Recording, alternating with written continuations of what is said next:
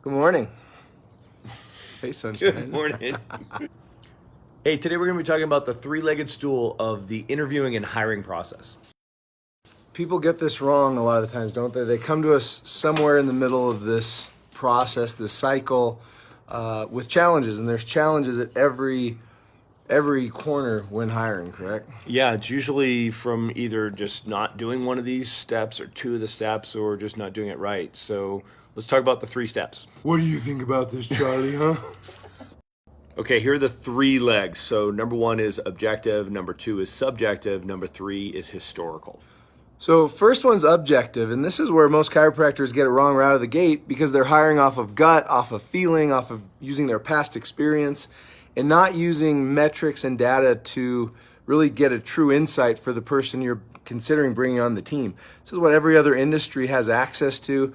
The challenge is if you're a business under $3 million, these tools are just typically too expensive. It doesn't make sense to use them. That's what's unique about Chiro Matchmakers, is we're able to blood type, DNA test, before you ever sit and talk with a person to make sure they're the right fit for your team in terms of predictive behavioral makeup, cognitive ability, cultural fit, all these different aspects that you have to define before you ever even consider bringing that specific person onto your team. Okay, second leg is subjective, right? This is where we all fall down, right? Because we're all chiropractors. We're all lovers, solvers, fixers. And when we interview people, we think, you know what? Oh, I love them. I can fix them. I'm going to hire them, right?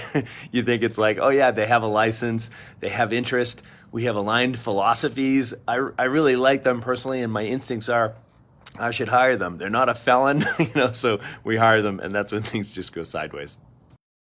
3, historical. You have to look back. What we like to say is the best predictor of future success is always past performance. People don't just show up on your team as a rock star. They usually have a history of that. A lot of times as chiropractors, we think, I'm going to pour into them, I'm going to mentor them, I'm going to build them up, I'm going to turn them into a rock star. And oftentimes then you end up disappointed. So you got to look for that past history of high excellence and performance. And secondly, just simple criminal credit background checks, license checks. So many chiropractors never bother doing that. We do a whole video on just nightmare stories about bringing on a person that you should have vetted up front. So that's the historical part of this. Number one is objective, number two is subjective, number three is historical. Each one of these is critical. No missteps here, okay? It's the misstep that's gonna get you. So these are so important. We're gonna do a video series on these three legs, so stand by.